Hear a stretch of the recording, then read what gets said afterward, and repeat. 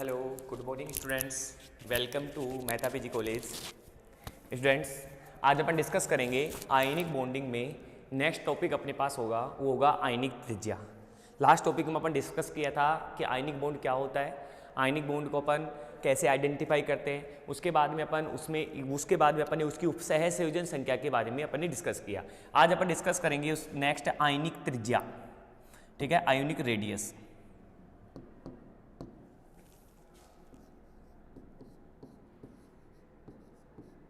आयनिक त्रिज्या कि आयनिक त्रिज्या क्या होती है और आपके पास विभिन्न ज्यामितियों की आयनिक त्रिज्या कितनी होती है, ठीक है। उसके विद कैलकुलेशंस अपन को क्या करेंगे, यहाँ पर पढ़ेंगे। यदि मैं राजस्थान यूनिवर्सिटी की बात करूँ तो राजस्थान यूनिवर्सिटी में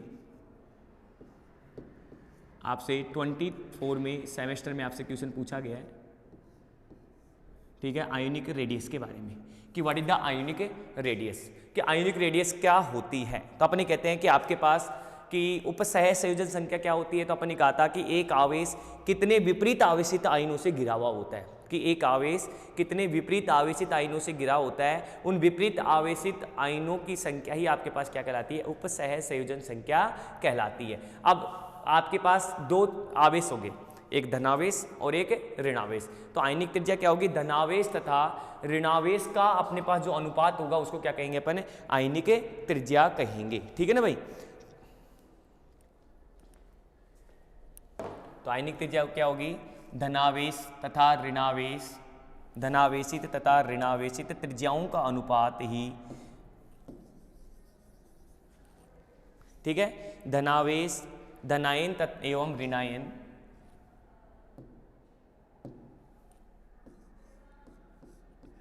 धनायन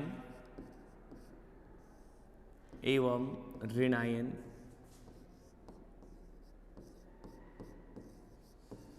धनायन एवं ऋणायन की त्रिज्याओं का अनुपात, की त्रिज्याओं का,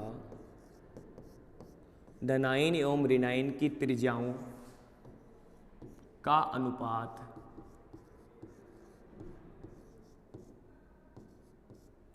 आयनिक त्रिज्या कहलाता है। The ratio between cation and anion आयनिक त्रिज्या कहलाता है।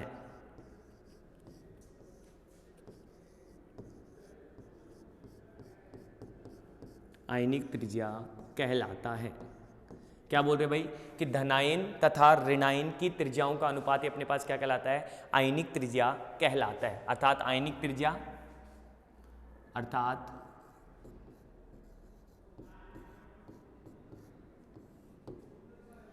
आयनिक त्रिज्या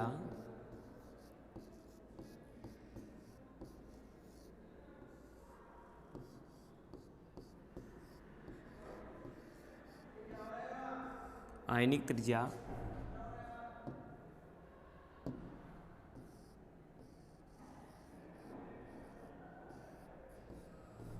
इक्वल टू धनायन की त्रिज्या अपॉन ऋणायन की त्रिज्या, ठीक है भाई। आयनिक त्रिज्या इक्वल टू धनायन की त्रिज्या, धनायन की त्रिज्या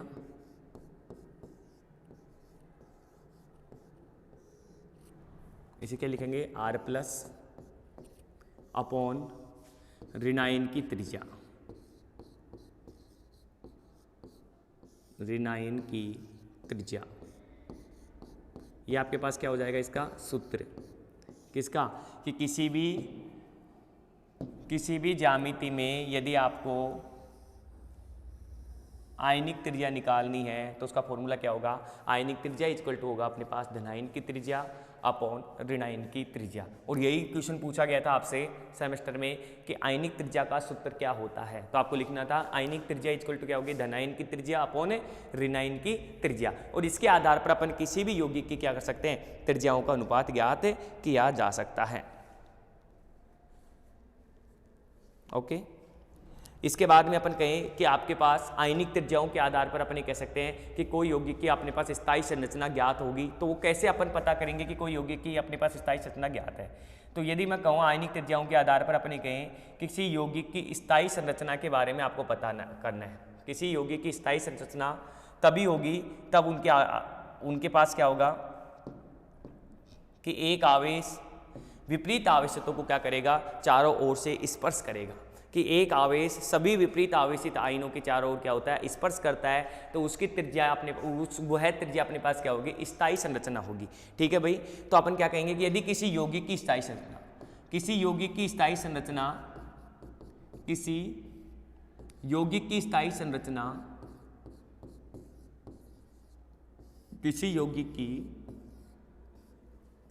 स्थायी संरचना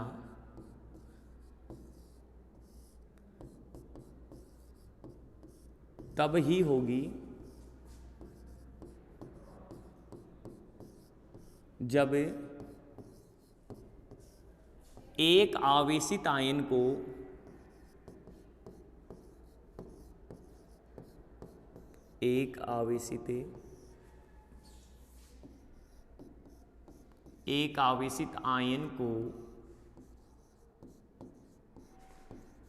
विपरीत आवेशित आयन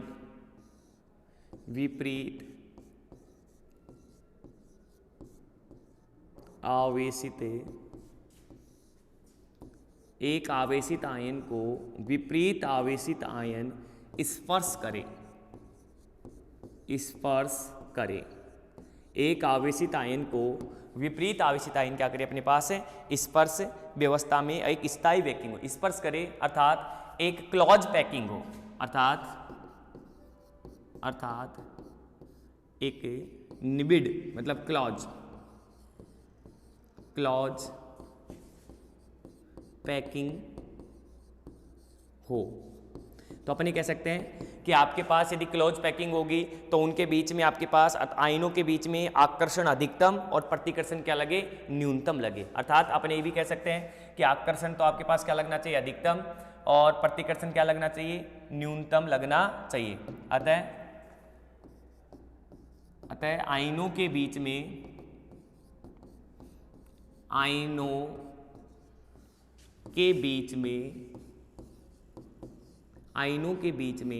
आकर्षण अधिकतम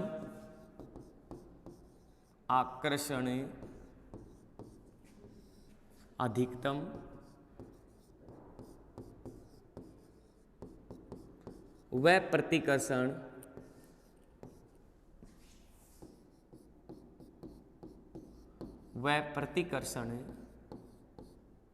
न्यूनतम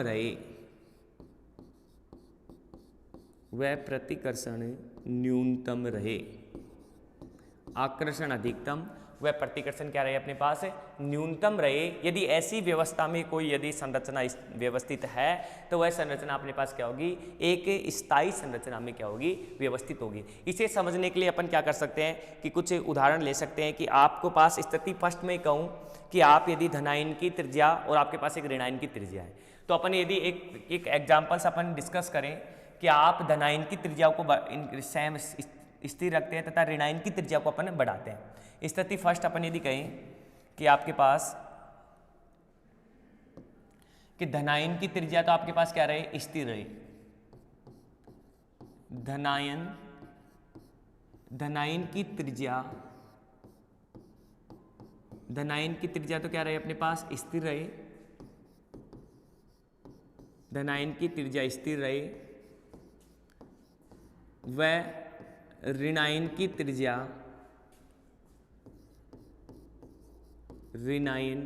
की त्रिज्या बढ़ा दी जाए तो, ऋणायन की त्रिज्या धीरे धीरे बढ़ा दी जाए तो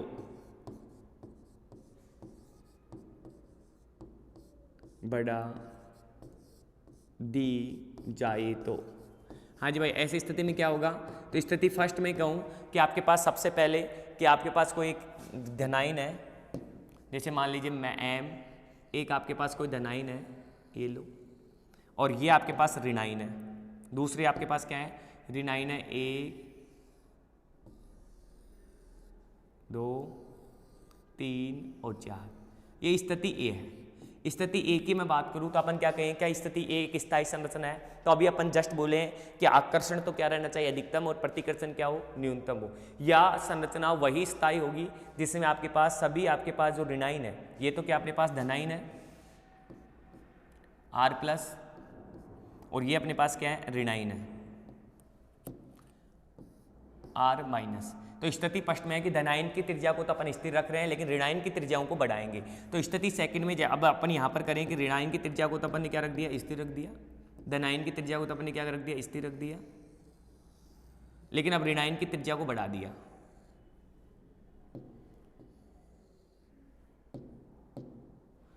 ऋणायन की त्रिज्या को क्या कर रहे हैं अपन, बढ़ा रहे हैं। यदि ऋणायन की त्रिज्या को अपन बढ़ा देते हैं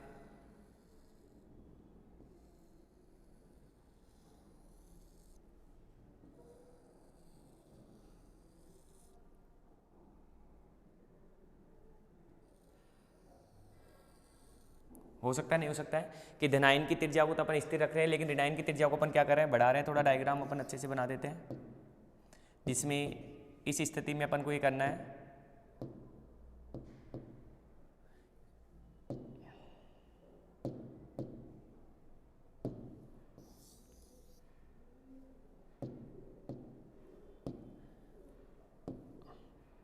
ये आपके पास हो गया धनायन। अब ऋणायन की त्रिज्या को बढ़ा रहे हैं।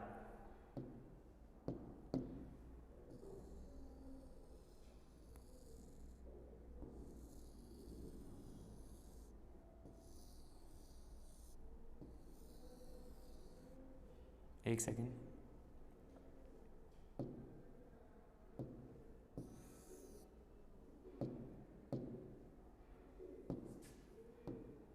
धनायन की त्रिज्या को तो अपने रख दिया स्थिर, और अब ऋणायन की त्रिज्या को अपन को चारों तरफ से बढ़ाना है और इस तरीके से व्यवस्थित करना है कि जैसे अपन यहाँ पर इसे लिख दिया कि ये एक व्यवस्था ये हो गई, क्लियर। दूसरी व्यवस्था अपने पास ये हो गई, तीसरी व्यवस्था ये हो गई, और चौथी व्यवस्था अपने पास क्या हो गई, ये हो गई। ठीक है ना।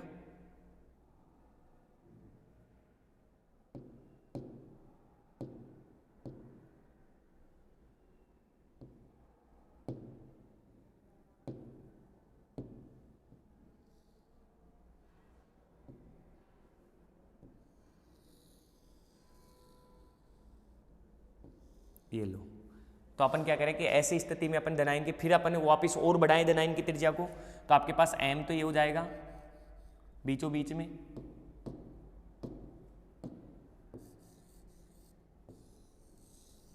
क्लियर। और ऋणायन की त्रिज्या अपन को बढ़ानी है, तो इसकी ऋणायन की त्रिज्या जैसे आप बढ़ाओगे,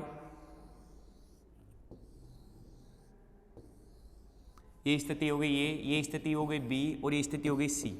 इस स्थिति में मैं दिखाना चाह रहा हूं कि यहाँ पर आपके पास बी स्थिति एक ऐसी स्थिति है जिसमें आपके पास धनायन व ऋणायन की त्रिज्या आपस में क्या कर रही है, स्पर्श कर रही है।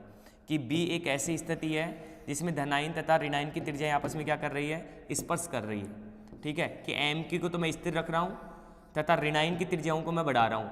तो आपके पास जब ऋणायन की त्रिज्याएं आपने बढ़ाई तो एक दूसरे को क्या कर रही है, स्पर्श कर रही है। ऋणायन की त्रिज्याएं आपने बढ़ाई तो एक दूसरे को क्या कर रही है, स्पर्श कर रही है। ये बताना चाह रहे हैं कि आप जब भी ऋणायन की त्रिज्याओं को आप बढ़ा रहे हैं तो एक दूसरे को क्या कर रही है, स्पर्श कर रही है। क्लियर।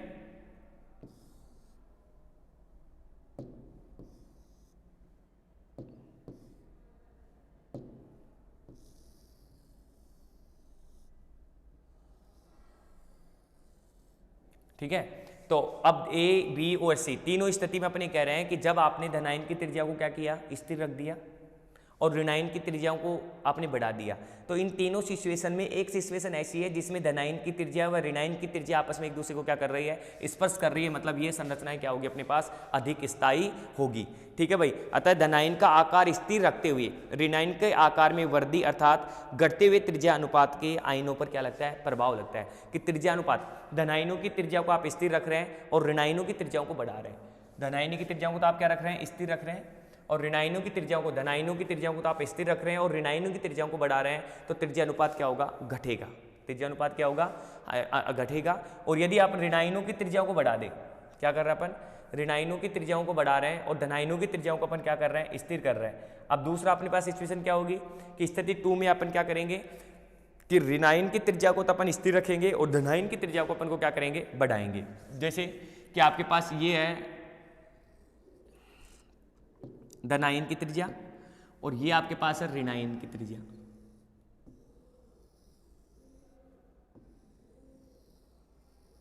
ठीक है,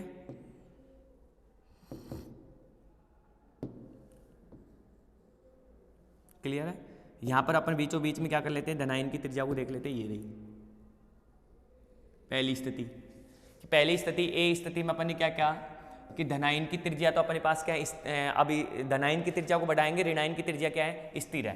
तो त्रिज्या अनुपात बढ़ेगा घटेगा तो अपन कहेंगे त्रिज्या अनुपात बढ़ेगा, क्योंकि धनायन की त्रिज्या आपके पास बढ़ती है तो त्रिज्या अनुपात भी अपने पास क्या होगा, बढ़ेगा। अब धीरे धीरे यदि अपन स्थिति बी में जाएं, ये तो होगा ए, स्थिति बी में आपको इसको स्थिर रखना है, इसको अपन को क्या करना है बी में, स्थिति बी में ये लो साहब,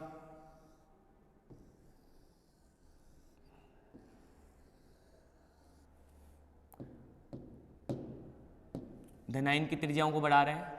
फिर स्थिति सी में क्या होगा अपने पास, और धनायन की त्रिज्या अपने पास क्या कर रहे हैं, इंक्रीज कर रहे हैं।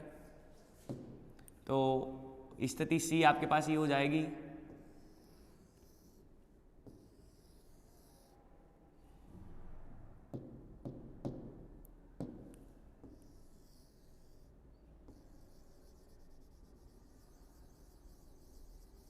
ये स्थिति सी में धनायन की त्रिज्या को अपन ने क्या कर दिया, और बढ़ा दिया। ठीक है, यहाँ पर स्थिति बी में आपके पास क्या हो रही है, स्थिर, ये कम है। अब देखो ए बी सी में तीनों की स्थिति की यदि मैं बात करूँ, ए बी और सी की, तो इसमें आपके पास अपने कह रहे हैं कि धनायनों की त्रिज्या को आपने क्या कहा है कि ऋणायन की त्रिज्या को स्थिर रखते हैं और धनायनों की त्रिज्या को बढ़ाते हैं। तो आपके पास त्रिज्या अनुपात क्या होता है, बढ़ता है। त्रिज्या अनुपात क्या होता है, बढ़ता है। धनायनों की त्रिज्या को अपन स्थिर रखते हैं, धनायन की त्रिज्या बढ़ाते हैं, धनायन की त्रिज्या बढ़ाते हैं, धनायन की त्रिज्या बढ़ाते हैं, वह ऋणायन की त्रिज्या घटाते हैं। ऋणायन की त्रिज्या घटाएंगे नहीं, ऋणायन की त्रिज्या को स्थिर रखते हैं, त्रिज्या को स्थिर रखते हैं तो त्रिज्या अनुपात बढ़ता है। तो त्रिज्या अनुपात बढ़ता है, बढ़ता है। इसी आधार पर अपन धनायन व ऋणायनों का क्या करेंगे, त्रिज्या अनुपात ज्ञात करेंगे। किसके लिए अपन क्या, किसके लिए ज्ञात करेंगे, सीमांत अनुपात या त्रिज्या अनुपात नियम अपने पास जो आ रहा है, इस अनुपात नियम के आधार पर अपन किसी भी यौगिक की धनायनिक व ऋणायनिक त्रिज्या का क्या कर सकते हैं, अपन आइडेंटिफाई किया जा सकता है। जैसे अपन कहें कि एक अष्टफलक है और अष्टफलक में आपके पास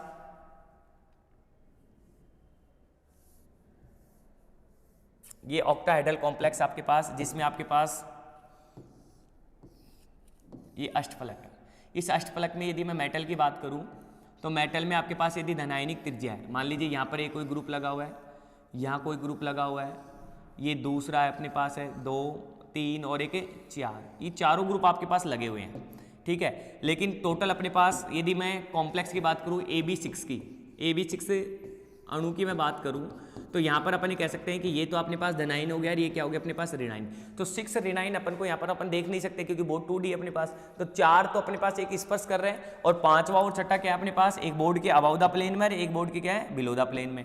एक तो आपके पास यहाँ क्या है अबाउ द प्लेन में और एक क्या है अपने पास पीछे की ओर है। मतलब ऑक्टाहेड्रल स्पीसीज में ये 4 है, तो ये 1 2 3 और 4 और एक आपके पास क्या है बिलो द प्लेन और एक क्या अपने पास अबाउ द प्लेन है। तो इसके अनुसार अपन त्रिज्या अनुपात क्या कर सकते हैं, अपन आइडेंटिफाई कर सकते हैं। इन पर विचार करें अपन तो अपन ये कह सकते हैं कि आपके पास कि यदि आप एक ही साइज को क्या कर रहे हैं, रिमेंस कर रहे हैं, डिक्रीज कर रहे हैं, एक ही साइज को क्या कर रहे हैं अपन इंक्रीज कर रहे हैं, तो त्रिज्या अनुपात में भी क्या हो जाएगी, इंक्रीज हो जाएगा। लेकिन एक ही साइज को अपन डिक्रीज कर रहे हैं तो आपके पास त्रिज्या अनुपात भी क्या हो जाएगा, डिक्रीजेज हो जाएगा। और त्रिज्या अनुपात व आयनिकों पर क्या प्रभाव पड़ता है, तो एक टेबल्स मैं आपके सामने रिप्रेजेंट कर रहा हूँ, जिसके आधार पर अपन उनके क्या कर सकते हैं, सभी संरचनाओं का क्या ज्ञात कर सकते हैं, अपन त्रिज्या अनुपात ज्ञात कर सकते हैं, उनकी पर्टिकुलर वैल्यू निकाली जाती है।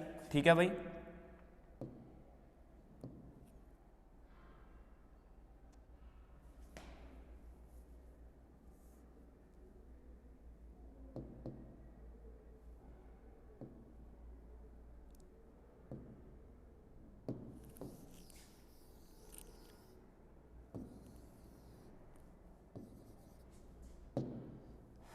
तो एक टेबल बना लेते हैं अपन लोग। इसमें सबसे पहले उसकी क्या करेंगे, त्रिज्या अनुपात किसका, R प्लस का त्रिज्या अनुपात,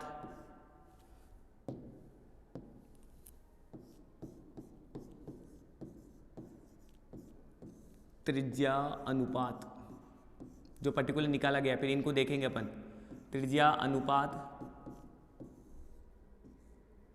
ठीक है, जिसे किसी नोट करते हैं अपन R, कैपिटल R, ठीक है, कैपिटल R से क्या कर सकते हैं, इसे डिनोट किया जाता है। कैपिटल R इक्वल टू क्या होता है अपने पास इसमें, R प्लस और R माइनस, त्रिज्यानुपात R प्लस और R माइनस, रेशियो रहेगा ना, प्लस थोड़ी रहेगा, रेशियो रहेगा, R रेशियो, त्रिज्यानुपात। उसके बाद में अपन यदि दूसरी टेब बात करें, यहाँ पर पर्टिकुलर त्रिज्या रहेगी। दूसरा आपके पास इसका रहेगा समन्वय संख्या, समन्वय संख्या। तीसरा आपके पास रहेगा समन्वय संख्या के बाद में अपन लेंगे उसकी संरचना और उदाहरण, स्ट्रक्चर, संरचना और कुछ एग्जाम्पल्स। सबसे पहले यदि मैं बात करूं रेखीय संरचना के लिए, किसके लिए बात करूं मैं, रेखीय संरचना के लिए, तो इसके लिए त्रिज्या अनुपात आता है 0.155, ठीक है भाई। समन्वय संख्या कितनी होती है, तो अपन कहेंगे समन्वय संख्या कितनी होती है उसकी 2 होती है। समन्वय संख्या कितनी होती है उसकी 2, समन्वय संख्या 2। और संरचना क्या होती है, रेखीय होती है, एक रेखीय,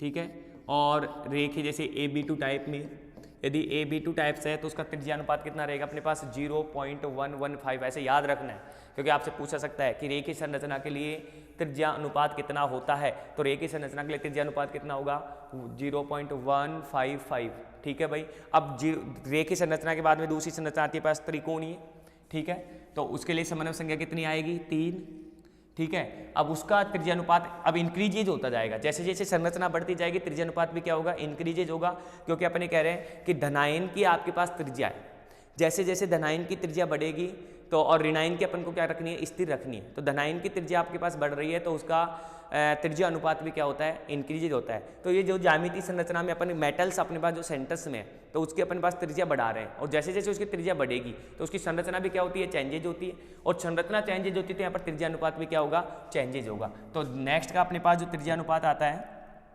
वो अपने पास है 0.155 से 0.2225, 0.155 से 0.225, ठीक है भाई। समन्वय संख्या कितनी है इसकी 3, तो ये कौन सी ज्यामिति होगी, त्रिकोणीय, कौन सी ज्यामिति होगी, त्रिकोणीय, ठीक है, त्रिकोणीय ज्यामिति होगी जिसका त्रिज्या अनुपात कितना होगा 0.155 से 0.225, ठीक है। एग्जाम्पल्स की मैं बात करूँ तो B2O3 मेटाबोरेट, B2O3 मेटाबोरेट, ठीक है। उसके बाद में अपन समन्वय संख्या किसकी बात करेंगे, 4 की बात करेंगे। तो समन्वय संख्या 4 में क्या हो जाएगा भाई, तो समन्वय संख्या 4 में अपने पास यहाँ से बढ़े आगे क्योंकि इंक्रीज होगी, तो इंक्रीज अपने पास कितनी होगी 0.225 से 0.414, ठीक है। और ये अपन कैलकुलेट भी करते हैं कि चतुष्फल के संरचना के लिए त्रिज्या अनुपात की गणना करो तो अपने पास कितनी आती है 0.414 आती है। अब त्रिज्या अनुपात वही टेट्राहेड्रल में उसकी रेडियस को आइडेंटिफाई करेंगे मैथमेटिकल कैलकुलेशन के द्वारा। आपके पास इसका कितना आ रहा है अपने पास 4, समन्वय संख्या 4 आती है, तो इसकी संरचना होती है चतुष्फल की, क्या होती है, चतुष्फल की, क्या संरचना होती है इसकी, चतुष्फल की।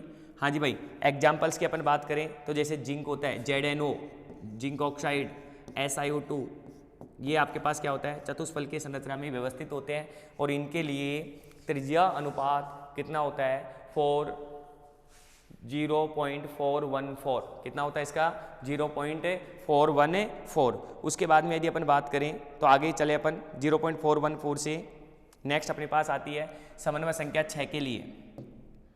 समन्वय संख्या 6 के लिए जब समन्वय संख्या 6 होगी तो संरचना क्या होगी उसकी, तो संरचना उसकी होगी अपने पास अष्टफलकीय, ठीक है।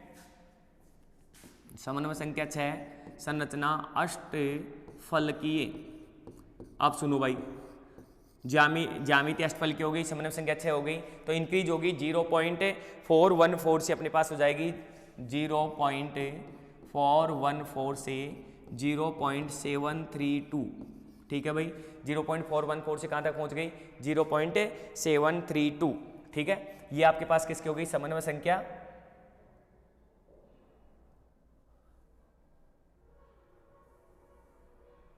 समन्वय संख्या कितनी हो गई? 6 के लिए। अष्टफल की संरचना के लिए अपने पास कितनी होती है? 0.74 0.732। NaCl भी अष्टफल की संरचना रखना है। TiO2 ये एग्जाम्पल्स है। NaCl ले लो आप, चाहे NaCl ले लो, चाहे TiO2 ले लो। NaCl इसका बेस्ट एग्जाम्पल है जो कि अष्टफल की संरचना रखता है, और उसकी जो त्रिज्या होगी अपने पास वो कितनी होगी?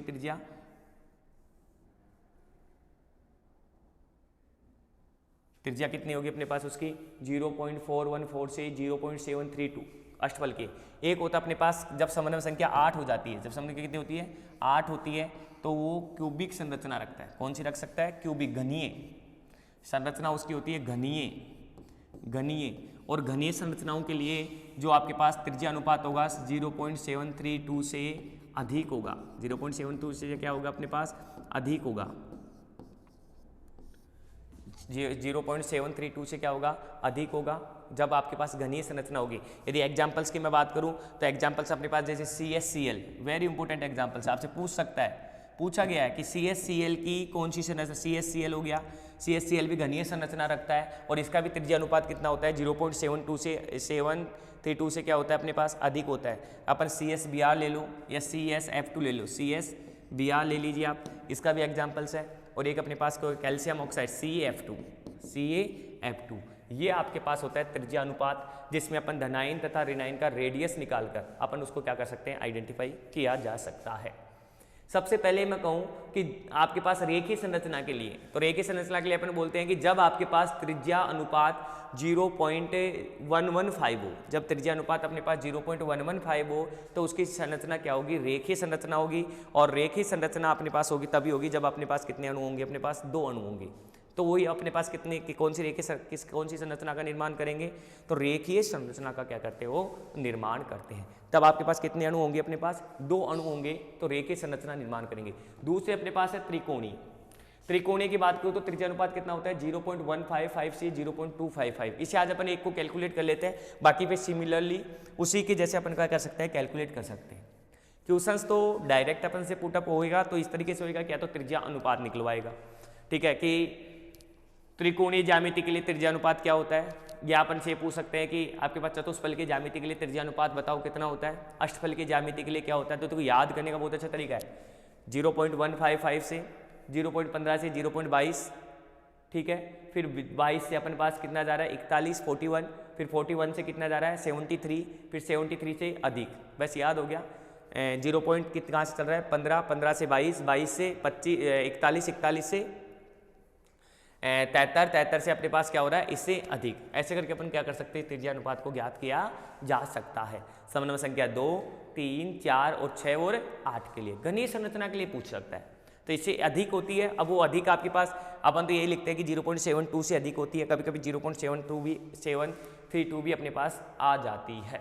ठीक है भाई, अब अपन बात करते हैं कि जब आपके पास त्रिज्या अनुपात क्या हो, कि जब त्रिज्या अनुपात 0.155 से आपके पास क्या हो? 0.225 हो। जब त्रिज्या अनुपात 0.115 से 0.225 हो तो ज्यामिति कौन होगी? जब त्रिज्या अनुपात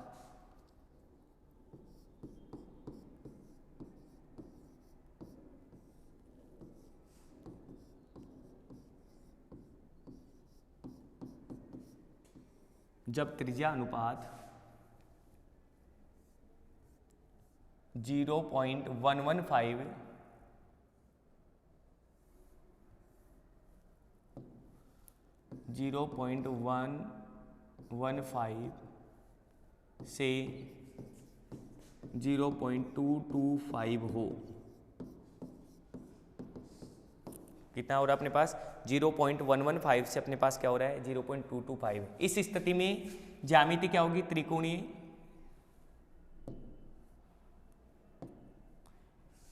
इस स्थिति में इस स्थिति में ज्यामिति त्रिकोणीय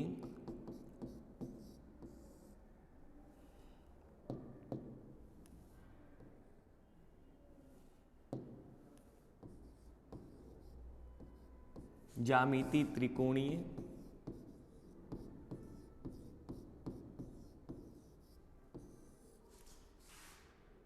व समन्वय संख्या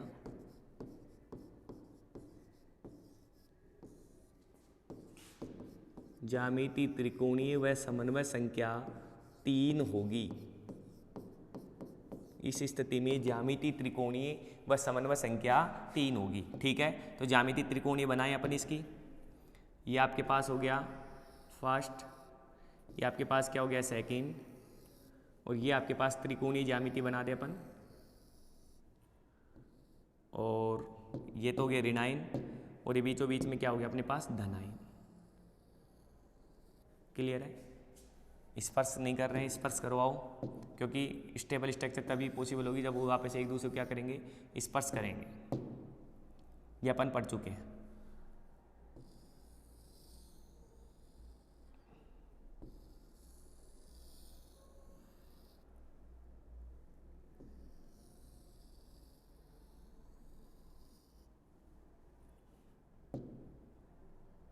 एक सेकेंड,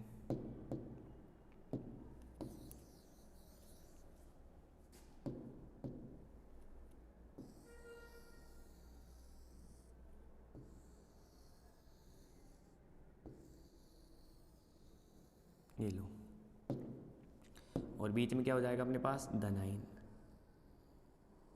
ये हो गया। यदि मैं इसकी बात करूं, तीनों पॉइंटों को मिला दो आपके पास। ठीक है, एक त्रिकोण बन रहा है, बन रहा नहीं बन रहा है, त्रिकोण बन रहा है जिसमें अपने यहां से यहां तक क्या डाल दिया, यहां पर कोई बिंदु है। ये आपके पास क्या हो गई, त्रिज्या हो गई, जिसमें धनायन की त्रिज्या भी अपन देख सकते हैं, ऋणायन की त्रिज्या भी अपन क्या कर सकते हैं, देख सकते हैं। ठीक है ना भाई, कि इससे मैंने तीनों को मिला दिया। ये लो साहब, ये आपने क्या किया, धनायन की त्रिज्या, धनायन की त्रिज्या,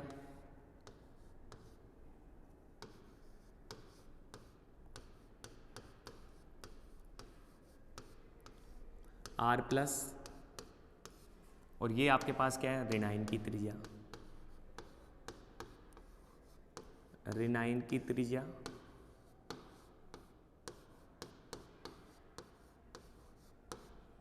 आर माइनस। राइट, अब देखो इसे मान लीजिए आप इस, अब यहां से अपन अनुपात इसको ज्ञात करना है, ये वैल्यू ज्ञात करनी है कि धनायन की त्रिज्या तथा ऋणायन की त्रिज्याओं का अनुपात अपने पास क्या होता है, त्रिज्या अनुपात। अब इसका त्रिज्या अनुपात आपको ज्ञात करना है। एक का अपन ज्ञात कर लेते हैं, जैसे ट्राइगोनल का अपन ज्ञात करें, सिमिलर टेट्राहेड्रल और ऑक्टाहेड्रल का आपका होगा। ठीक है ना भाई, तो यहाँ से यदि मैं कहूँ कि ये आपके पास मान लीजिए ए बिंदु है, ये आपके पास बी है, ठीक है, ये आपके पास सी है, यहाँ से यहाँ तक का आपका जो त्रिज्या है अपने पास, ये वाली इसको मान लिया मैंने पी, और ये आपके पास क्या हो गया, ओ बिंदु हो गया। तो अपन इस ट्राइंगल को अपन बाहर निकाल लें और उसके आधार पर अपन क्या कर सकते हैं, इसका त्रिज्या अनुपात ज्ञात किया जा सकता है। ठीक है ना भाई, क्योंकि अपन ये कह रहे हैं कि इसको बाहर निकाल लो आप। ठीक है, माना ओ, जो ओ है, अपन एक सपोज कर रहे हैं, इसमें जो ओ है वो 3 ऋणायनों से घिरा हुआ है। मान लीजिए ये ओ है, वो 3 ऋणायनों से क्या हुआ है, घिरा हुआ है। आपके पास 3 ऋणायन कौन कौन से अपने पास, ए बी सी द्वारा एक त्रिभुजीय, ये ओ है जो ए बी सी तीनों के द्वारा क्या हुआ है, घिरा हुआ है, और एक त्रिकोणीय ज्यामिति का क्या कर रहा है, निर्माण कर रहा है। अब इस त्रिकोणीय ज्यामिति को अपन को देखना है, तो इसे मैं ऐसे निकाल लूँ बाहर, ट्राइंगल को बाहर निकाल लेते हैं अपन।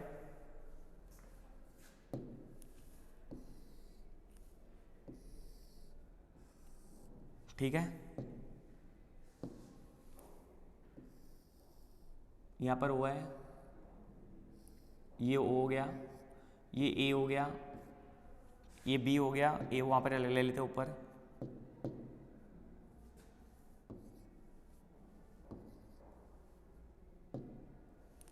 ये हो गया ए, ये हो गया बी, ये हो गया सी, ये ओ के बाद में ये क्या हो गया, पी हो गया। अब अपन इसकी बात कर रहे हैं, इस ट्राइंगल की। ठीक है, अब बात करिए अपन ट्राइंगल, अपने पास ठीक है। BOP से, किससे अपन क्या बात कर रहे हैं, इस प्रकार अपन बात करें त्रिभुज OPB या BOP OPB से, त्रिभुज OPB से,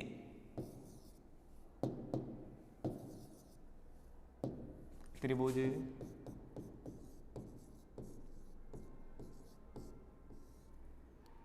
OPB में, हाँ जी भाई, OP इक्वल टू क्या अपने पास, धनायन की त्रिज्या OB इक्वल टू अपने पास क्या है, R प्लस R माइनस, समीकरण नंबर 1। आपके पास दूसरा अपने पास BP इक्वल टू क्या है अपने पास, R माइनस, समीकरण नंबर 2, धनायन की त्रिज्या तथा ऋणायन की त्रिज्या। ठीक है भाई। तो OB तो अपने पास क्या हो गया, R प्लस और R माइनस, और BP क्या हो गया अपने पास, R माइनस। अपन ये भी इसमें त्रिभुज अपने पास OBP इक्वल टू क्या अपने पास, चूंकि त्रिभुज OBP इक्वल टू क्या अपने पास 1/2 त्रिभुज ABP। अपन ये भी जानते हैं कि त्रिभुज समबाहु त्रिभुज है एक, और समबाहु